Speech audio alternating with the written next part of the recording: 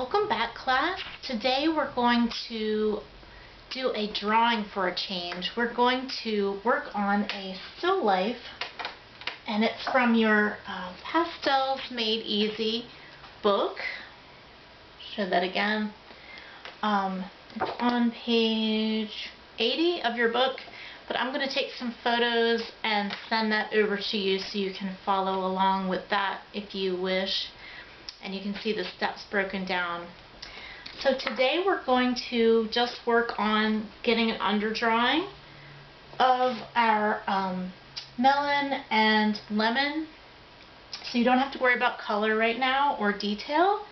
We're just going to work on trying to establish the shapes and the proportions and just getting happy with our sketch. And if there's time, we'll try to block in some of the darks that they talk about in step 1, like the black and the dark blue and the dark green. But for the moment, we're going to just start with some Conte pencil. I have a sort of a reddish brown color and a soft kneaded eraser to erase any mistakes I make. I want to show you how to sharpen your pastel pencil if you have one. So if you want a nice sharp pencil like what I have here, you can use multi-purpose sandpaper, and I use the Heavy Grit 60, and you just want to lay it on its side like this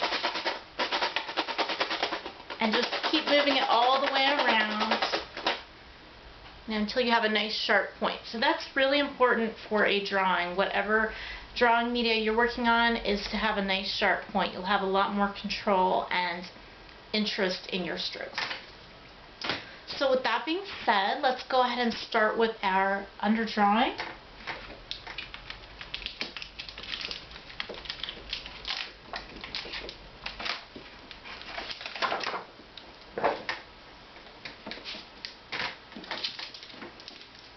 And you want to make sure that the pencil you use is either darker or lighter than the paper you're working with, so you have enough contrast.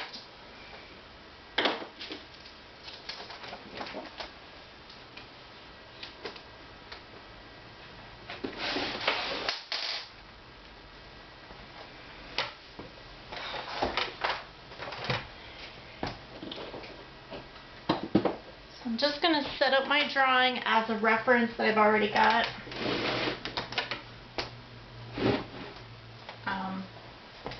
It's over here in the corner. Don't know if you can see that.